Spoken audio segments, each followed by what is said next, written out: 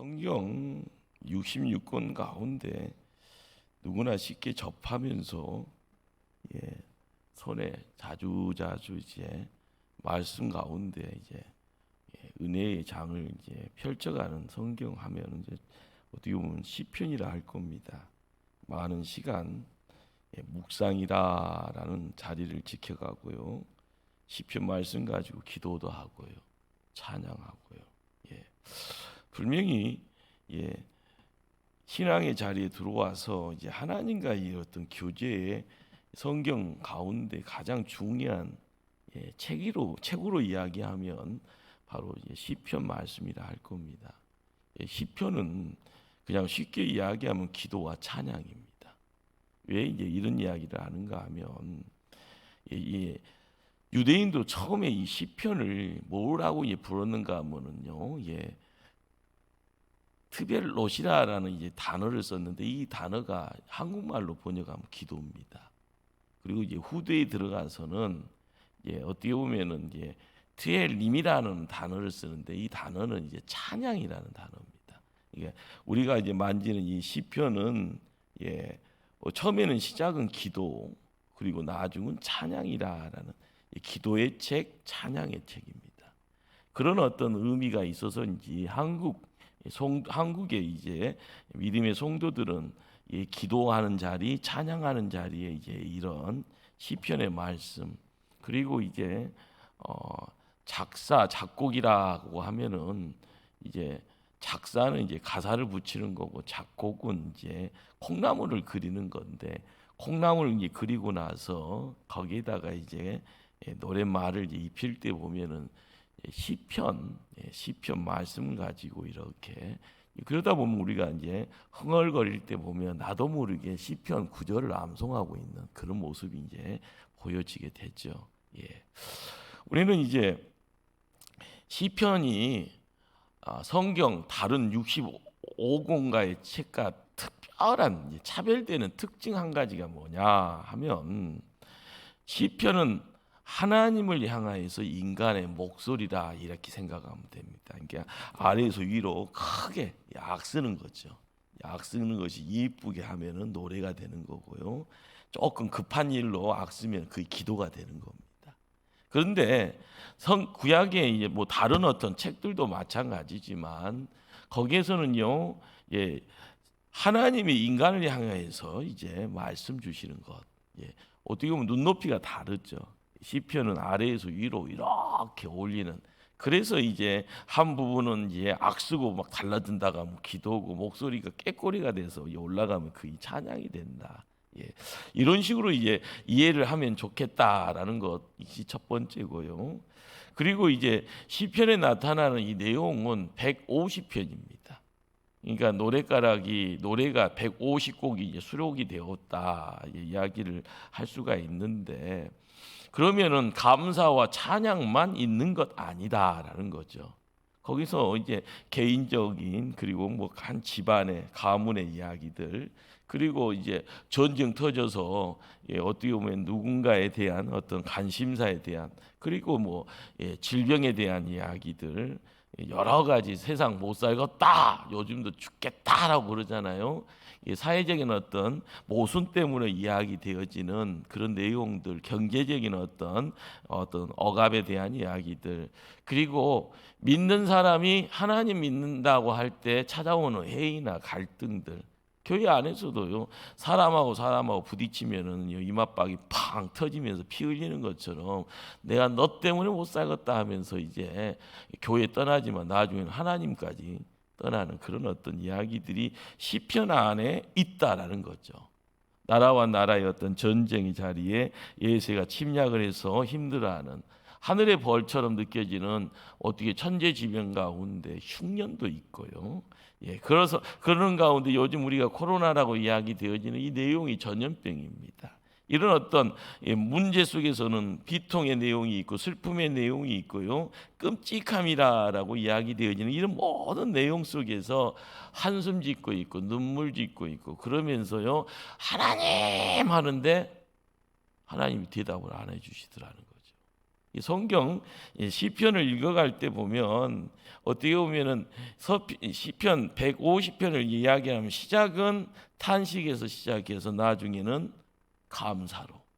예. 어떻게 보면 슬픈 노랫가락에서요 사네 못 사네 하면서 이야기하면서 나중에는 찬양하면서 하나님께 감사하는 이런 어떤 덩어리가 시편입니다. 읽어보셔야죠. 예. 한 번 가지고는 안 되고요. 끊임없이 피가 되고 살이 되어질 정도로 어떻게 보면 사랑해야지. 사랑을 할 때 이 말씀을 통해서 던져주는 이 내용들. 그러면 이 시편이 우리에게 던져주는 영적 유익이 뭐냐? 가까이 하면 주시는 하나님의 유익됨이 뭐냐? 예, 그것은 이제 갓난아기는요 엄마 품에 있을 때가 천국이잖아요. 그런데 바둥이에요. 싫어하면서 이제 밖으로 이제 나오면서 기어가다 사고 치고요. 그러다가 이마박 깨지고 침대에서 팔짝팔짝 뛰다가 그냥 뒤통수 깨지고요. 그러다가 이제 걸어다니는 것이 자연스러워서요. 유치원도 가고 초등학교도 가고 중학교, 고등학교도 가고 점점 내가 밟는 영역들이 넓혀집니다. 아파트 안에만 있다가 집 안에만 있다가요. 동네에서 조금 논이다 보면은요. 버스도 타보기도 하고 나중에는 속으로 지하철도 타고요. 나중에는 좋은 부모 만나면 일찌감치 어린 나이에 비행기도 타고 일본도 가고 미국도 가고 유럽도 가는 그런 아이들, 그런 어떤 자녀들이 있죠. 점점 영역이 넓어지는 것이 당연한 겁니다. 자, 그런데 시편을 접하면서 느낄 수 있는 것은 세상 넓은지만 알고 하나님이 있는 줄을 모르면은요, 그 인생 어떻게 되냐라는 거죠. 세상 넓어진과 동시에 그 넓은 세상 만드신 분이 누군가? 하나님. 하나님에 대한 관계, 하나님에 대한 확신, 그러면서 찬송하고 기도하는 거기에 나타나는 영적인 어떤 영역들이 있다라는 거죠. 우리가 믿음 생활을 하면서 교회를 지켜가는 기도하는 종들 참 이제 나이 들면은요. 백발이 훈장이 되어지지 않습니까? 나이 들어서 기도하는 그 모든 것들이 나중에는 다 이게 하나님께서 이렇게 모아 놓으실 겁니다. 여러분도 그 자리 놓치지 말아야 되고요. 기도가 어떻게 보면 즐거움이 돼야 됩니다. 아이고 죽겠다. 아이고 허리 아프다. 아이고 무릎 아파. 이제는 졸업해야지. 이 졸업이라는 말 쓰면 안 됩니다. 여러분들이 기도라는 것이 사명이고요. 기도의 사역자로서 이 기도의 어떤 영역 안에 딱 들어오면 그 영적인 어떤 세상에 여러분들이 문 열고 들어온 거예요. 세상 넓은 줄 알면서 하나님이 있는 줄 모르고 세상 살면 이 땅에서만 허우적거리고 사는 거죠. 좋은 거 다 누리지만은 진짜 베개를 모르고 가는 겁니다. 하늘의 문을요, 영적인 세상, 영적인 문을 확 열 때 시편은요, 그 문을 우리에게 보여주셔요. 자, 이 문을 열어라. 이 여는 자가 고통이 있고 십자가가 있고요, 한숨이 있고 눈물이 있고 애통이 있다 할지언정 문이 열려지는 가운데 찬송합니다. 문이 열려지는 가운데 기도합니다. 그러면은 누가 책임져 주시는가? 하나님이 관계하시면서 하나씩 문제 해결자가 되어 주시는, 바로 이것이 시편의 내용들이다라는 거죠. 그러기에 시편을 읽어가면서 사람들이 마음의 평안을 찾아가는 이유가 뭘까요? 마음속에 슬픔이 갑자기 누군가에 의해서요 깨끗이 닦는 것처럼 느낌이 찾아들고요. 그러는 가운데 속에서요 생수의 강이 흐르듯이 기쁨이 넘쳐가고요. 세상은 안 바뀌었습니다. 내가 힘든 세상에 문제는 해결되지 않았습니다. 그러나 내 안에서 생수의 강이 샘솟듯 기쁨의 자리, 한의의 내용들, 인생의 어떤 문제들 눈 녹듯이 녹아지는 듯, 그러면서 의심하고 걱정했던 그 모든 것들이 내 것이 아닌 남의 것이 되어지는, 그러면서 자유함을 느낄 수 있는 그런 모습들. 우리는 시편을 접하면서 믿음의 선진들을 만나게 되고요, 시편을 접하면서 영적 문을 열고 들어갈 때 하나님 만남의 지름길이 있음을, 그러면서 우리는 영적인 무기가 뭐냐라는 거죠. 우리가 교회에 많은 분들과 영적 교제를 하면서 가장 중요한 것은 다른 것 아닙니다. 신앙생활에 가장 중요한 무기가 두 가지가 있다 하면 두 가지 중에 1번은 뭘까요? 기도예요. 기도. 또 하나는요, 찬양이에요. 근데 이것이 같은 거라는 거예요. 예. 자, 이 같은 것을 한꺼번에 묶어놓고 하나님 앞에 매달리면은요, 하나님은 나에게 또 뭘 주시는가 하면은요, 그 위에다가요, 면류관식으로 감사라라는 덩어리를 허락하십니다. 기도와 찬송은 같은 거다. 자, 기도와 찬송을 통하여서 영적인 문을 열고 들어갔을 때 하나님은 만져주시고 해결해 주시고 복 주시고 이끌어 주심의 자리에서 쑥 나갈 때 나는 영적 성숙을 통하여서요, 큰 인물 되어질 때 하나님의 사람이 위해서요, 몸으로 드러내는 것이 뭔가? 감사합니다. 감사. 예. 여러분, 감사할 수 있다라는 것이요, 대단한 겁니다. 감사가 안 돼요. 그런데 감사를 하려고 하면은 얼굴이 천사가 되는 것 같아요. 홍 목사도요. 여러분들, 누군가에게요, 지갑 딱, 아이고 수고하시는데 제가 차 한 잔, 얼마나 우쭐거릴 수가 있는데요. 그게 차 한 잔만 대접만 해도요, 막 뽕 들어간 것처럼 나도 모르게 뭐가 옵니다. 경험 안 하셨으면 한번 경험해 보세요. 여러분들, 누군가에게 감사할 수 있다라는 거, 식사도 한번 사보세요. 여러분들, 누군가가 수고하신다고 하면은 어떨 때 교사들이 힘들어하면은 교사들 뭐 이렇게 빵이라도 뭐 음료수라도 한번 뭐 이렇게 한번 먹어보라고 하면서 간식비라도 이렇게 해서 이게 줘보세요. 그것이 감사합니다. 감사. 내가 뭐 이렇게 감사를 받아야 되는 것이 아니라 내가 뭘 줌으로써 감사하는 거예요. 나는 하나를 던져주는데 하나님은 내 안에 열을, 백을, 천을 만들어 가시는, 그것이 감사가 가지고 있는 또 다른 뒷면입니다. 이게 복의 내용이고요. 이 감사를 통하여서 문이 열리면 그게 축복의 문이라는 거. 성경은 특별히 시편은요, 이 이야기를 하고 있어요. 가라는 거예요. 내 축복. 기도할지 모르는 자가요, 기도의 자리에 들어가서 내 축복하고요, 찬송이라는 것을 모르고 있다가 찬송하다 보면 내 몸이, 내 마음이 막 뜨잖아요. 막 방방방방. 여러분들, 요 근래 제가 이제 느끼는 것 중에 예배 때 이제 찬송하면서 박수를 치잖아요. 뜨겁게 박수를 하나님께 영광 돌리자.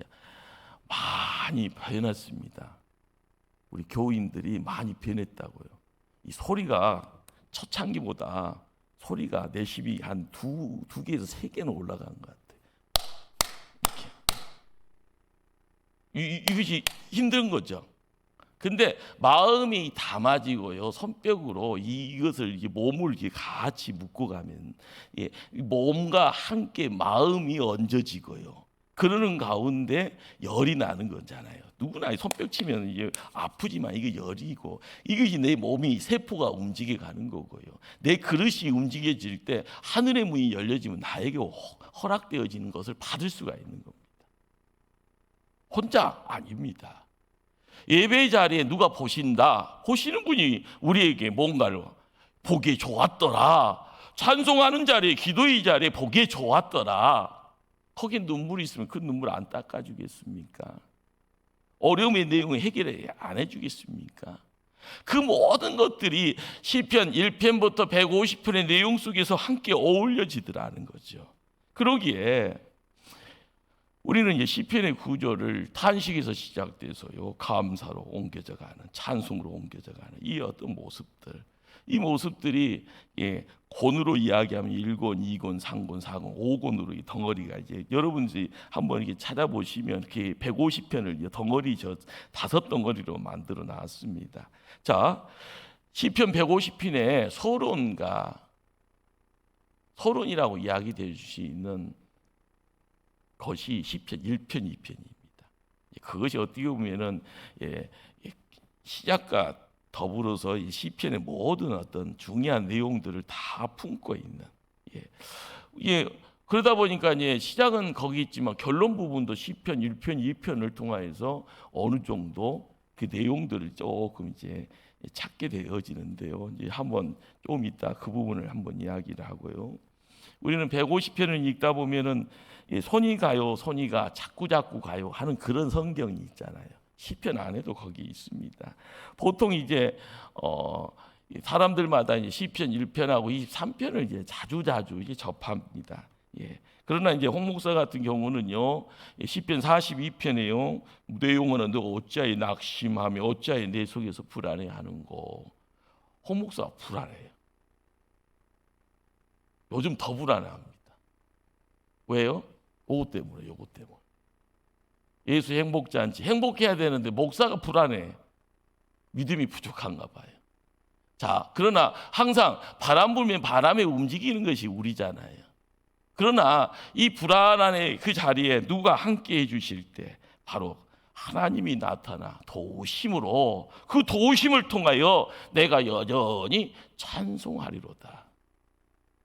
믿음의 선진이 벌써요, 그 불안 속에서 하나님 만나서 여전히 찬송함의 자리를 지킬 때 그 하나님이 승리하는, 그 하나님이 승리자가 되어질 때 내가 또 승리자가 되는, 우리는 말씀을 읽어나갈 때 그것이 기도였습니다, 그것이 찬송이었습니다, 여러 이야기들을 접하게 됩니다. 그런데 말씀 붙잡으라고 이야기할 때 시편 말씀도 말씀 붙잡는 겁니다. 그 말씀 의지하면서 기도의 장, 찬송의 시간을 허락받으면 거기에서 하나님 전능의 손길로 만져주시면 어떤 식으로 간에 나의 인생이 새로워진다는 것 믿으시길 바랍니다. 우리가 이제 교독문이라는 것을 접하죠. 우리가 예배 때 보면은요, 다른 이제 말로는 성시 교독이다라는 말을 합니다. 우리는 이것이 이게 예배의 역사 속에서 구약 시대 때 말씀을 가지고, 근데 이 말씀이 시편입니다. 시편.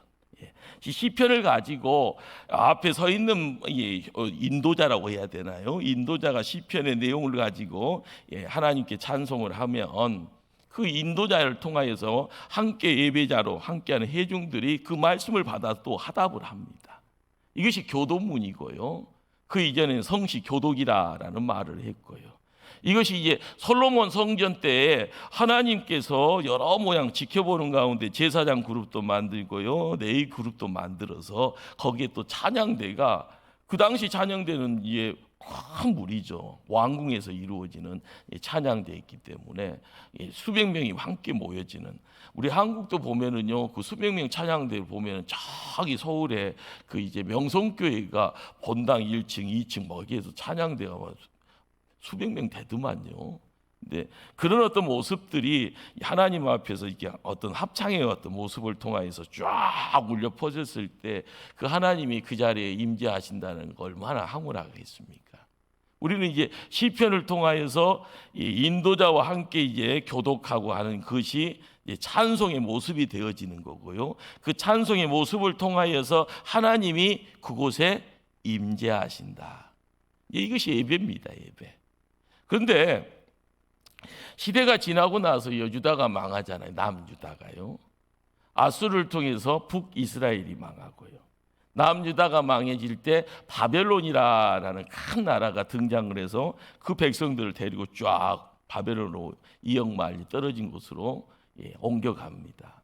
그들은 거기에서 종살이 하면서도요, 예배 드리려고 나갈 때 성전이 없잖아요. 그래서 성전 대신에 해당이라는 공간을 만들어서 예배를 드리려고 시작을 하죠. 자, 그런데 그들은 이스라엘 땅처럼 큰 어떤 번제단 만들어서 짐승 올려놓고 막 하고 제사장이 각 두고 하는 그런 어떤 모습을 할 수가 없습니다. 자유가 없으니까요. 그래서 해당이라는 곳이 시작부터 무슨 거대한 것 아니죠. 조그만 움막 같은데 너 뭐해라, 우리 함께 모였다 하면서 예배 드리자 하면서 주로 뭐 했는가 봤더니 예배의 시작은요, 말씀, 율법, 모세 오경을 이제 읽는 그런 시간이 예배의 한 부분이었고요. 그 다음에 시편으로 노래하는 그 시간을 통해서 예배가 어중충충충 하지만 예배라는 이 시간을 이제 만들어 갑니다. 자, 그러는 가운데 이스라엘 성전이 파괴되어져 있는 그 세월 속에서요, 그들은 예루살렘을 바라보면서 다니엘이 하루에 3번, 4번씩 막 기도했던 그런 모습처럼 그곳에 대한 사모함이 있었습니다. 그 사모함을 통하여서 그들은 뭐 했는가? 찬송 중에 하나님 함께함을 경험하는 이역 만리 땅에서의 성전이 아닌 해막에서, 그리고 어떤 환경이 아니라 마음과 마음을 함께 모으는 가운데 모세오경과 시편이라는 하나님 말씀을 붙잡으면서 예배의 시간을 지켜나갑니다. 자, 왜 이런 어떤 전통이 함께 어울려가는 가운데 그들은 예배의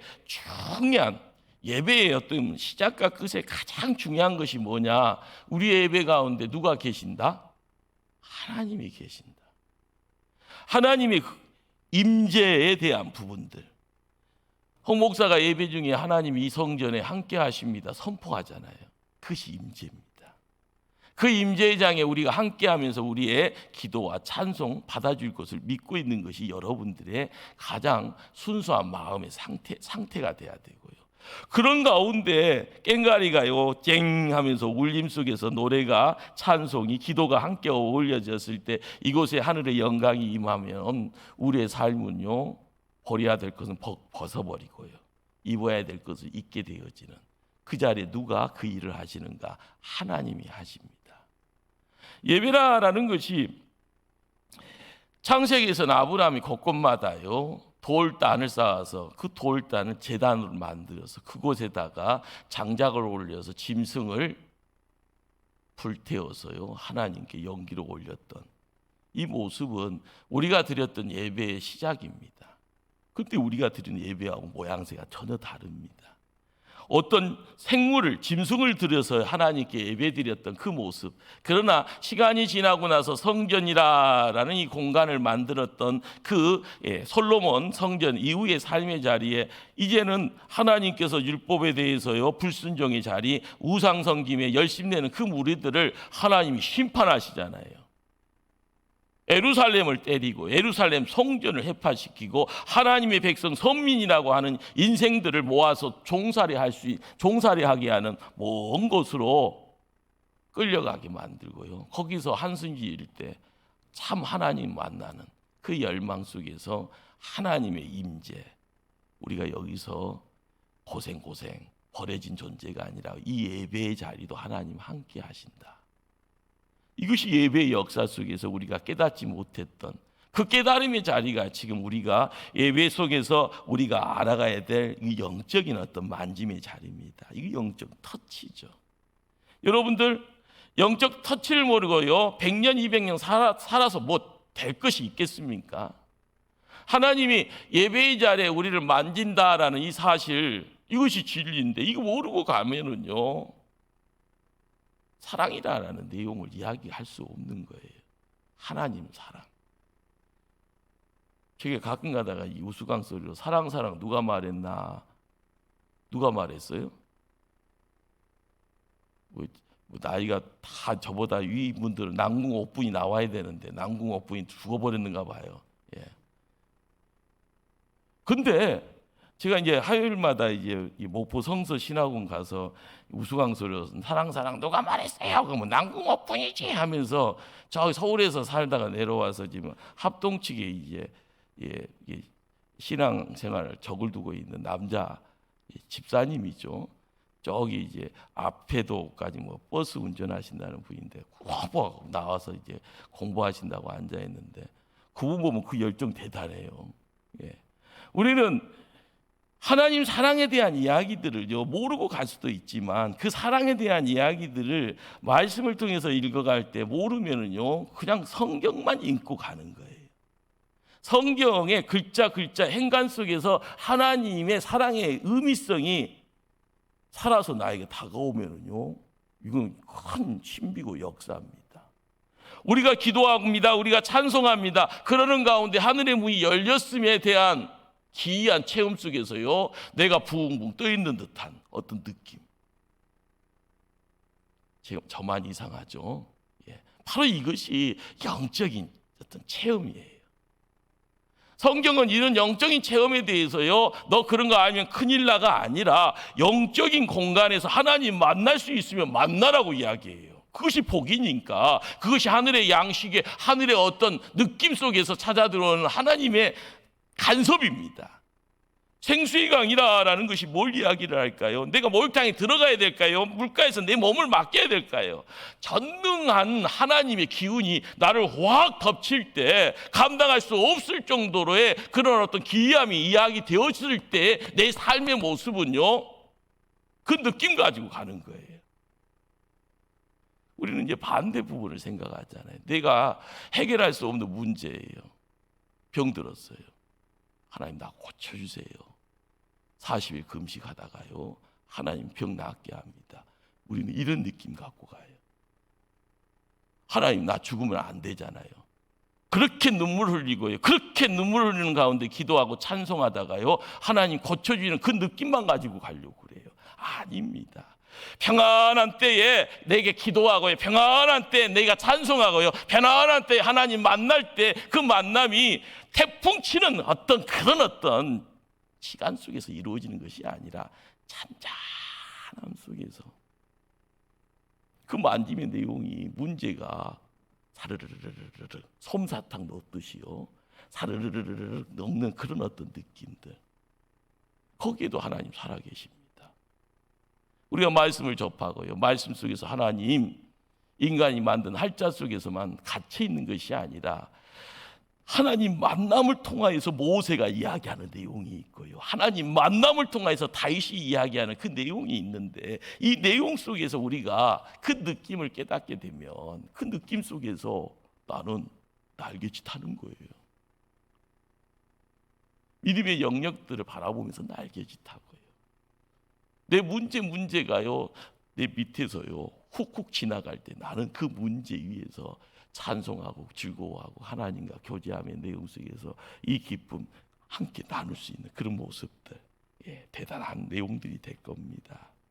그러기에 시편을 읽을 때 공감이 되는 이유가 뭔가, 하나님 설명하다 보면은요, 소경이 만지다 보면은 코끼리 묘사하는 거하고 똑같은 겁니다.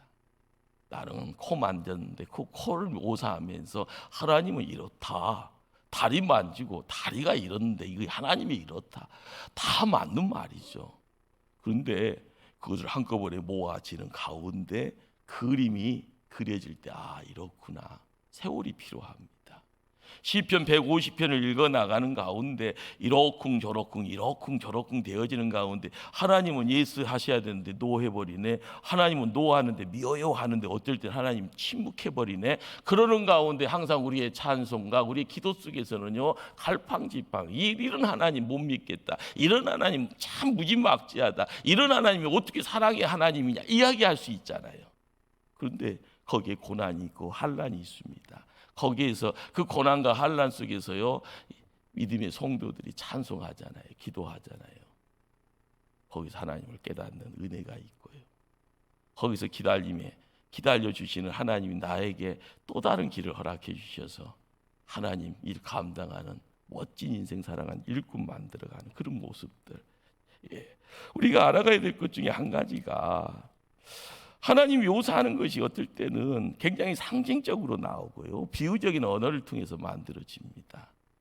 모를 때는 계속 읽어가야 되고 암송해야 되고 거기서 찬송하고 그거 붙잡고 기도하다 보면은 거기 속에 묶여져 있는 하나님이 내 하나님으로 다 옮겨져 오는 역사가 있을 겁니다.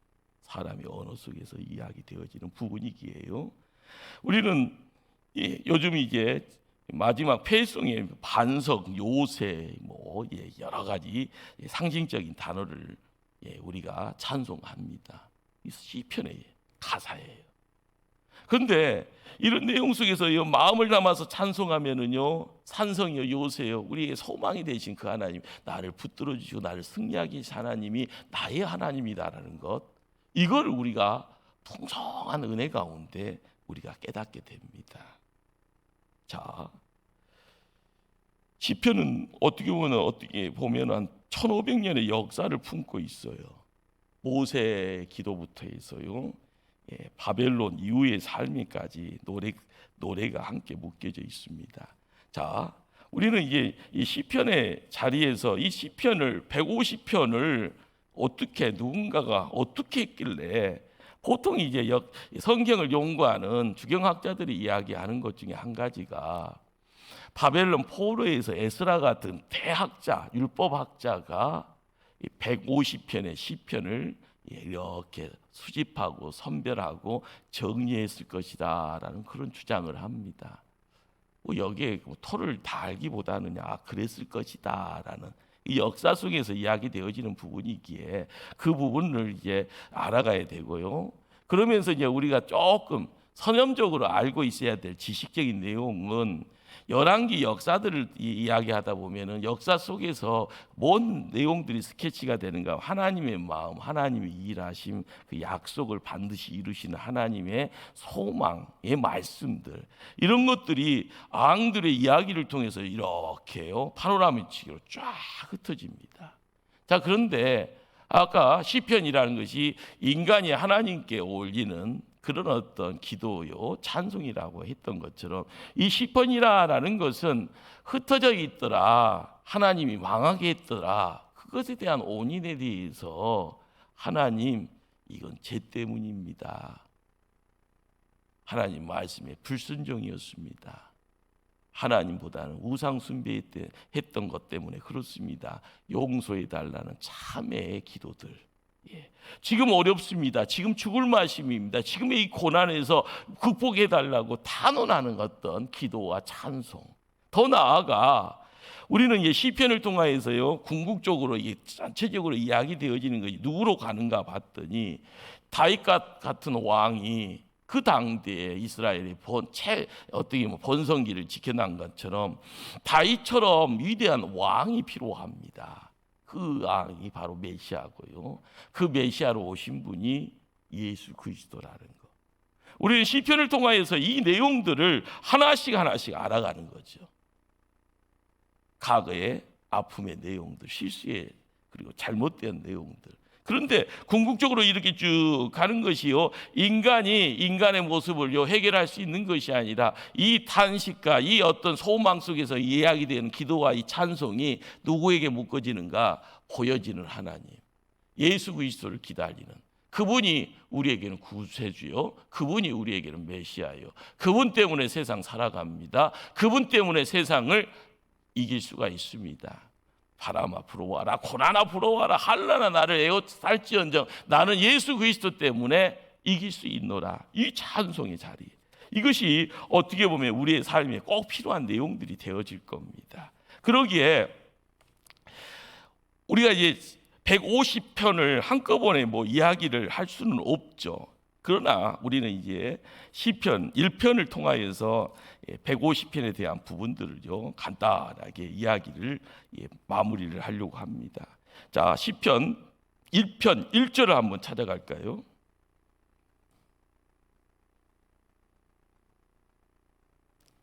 자, 1편 1절을 합독합니다. 시작. 복 있는 사람은 악인들의 길을 따르지 아니하며 죄인들의 길을 서지 아니하며 오만한 자들의 자리에 앉지 아니하고. 우리는 이 시편을 읽을 때 이 시편이라는 이 내용이 에스라 같은 대학자가 바벨론 포로 이후에 이렇게 넘어오는 이 비하인드의 자리를 먼저 이렇게 조금 점을 찍어놔야 됩니다. 자, 그러면 믿음의 선배들이 실수하고 믿음의 선배들이 그걸 새롭게 하기 위해서 어떤 의도를 가졌는가? 그런데 이제 우리는 그 의도를 조금 가미를 하게 되면 말씀이 이런 부분에 또 다른 은혜가 있어지죠. 자, 하나님이 모세를 통해서 시내산에서요 율법을 주십니다. 그걸 가지고요 승승장구 그러다가 어떻게 보면은 다윗이라는 한 인물을 통해서 하나님이 짠하면서 하나님의 위대함을 다윗을 통하여서 밝히 보여주죠. 그러면서 다윗을 통해서 이야기하는 내용이 뭡니까? 다윗처럼 되라, 복 있는 사람이다. 다윗처럼 되라, 항상 세상에 나가서 백전백승한다. 다윗처럼 되라, 예배드리는 자가 되어질 때 하나님 축복하신다. 그러기에 다윗처럼 되어질 때 영원히 망하지 않는다라는 것이 구약 성경에서 우리에게 들려지는 메시지였습니다. 그런데 앵걸 북이스라엘도 망하고 남유다는 다윗의 계보를 따라가서 왕들이 세워지는데 이 남유다도 망해버리잖아요. 예루살렘 성전이 해파돼 버리잖아요. 선민이라는 이들이 노예 생활로 저 이역마을까지 끌려갔잖아요. 우리는 150편의 내용이 탄식이라는 내용도 있고요. 그 모든 내용들을 통하여서 하나님께 찬송하는 그 모든 내용의 결론 부분이 뭔가 하나님이 안 보이면 그 하나님이 보여지는 그 자리에 누가 있는가? 복이 있는 사람이 있다라는 거예요. 복이 있는 사람은 어떤 사람인가? 우리가 2절 말씀을 한번 찾아갑니다. 2절 말씀 합독합니다. 오직 여호와의 율법을 즐거워하며 그의 율법을 주야로 묵상하는도다. 많은 말 필요 없겠습니다. 우리가 창세기 3장 15절에 이 땅에 뱀의 어떤 조짐에 대한 이야기를 합니다. 여자의 후손이 뱀의 머리를 발로 짓밟는다고 이야기하죠. 이 성경의 역사는 빛과 어둠의 역사입니다. 하나님과 사단 마귀의 전쟁이고요. 우리가 그냥 교회당만 열심히 나오면 다 해결된 것 같이 이야기되잖아요. 아니잖아요. 오르막이 있으면 내리막이 있는 것처럼 하나님의 백성들의 삶에 살아갈 때마다 복 있는 사람이 되어질 때 우리가 알아가야 될 것은 여호와의 율법이더라. 그 율법을 주야로 묵상하는 자들이더라. 바로 거기에서 우리의 인생이 새로워질 수가 있는 거고요. 그 인생의 자리에서 우리의 찬송과 우리의 기도가 어떻게 되는가? 그렇습니다. 의인은 누구를 이야기합니까? 하나님의 통치를 받는 여자의 후손이 있더라. 창세기 3장 15절의 말씀을 근거로요.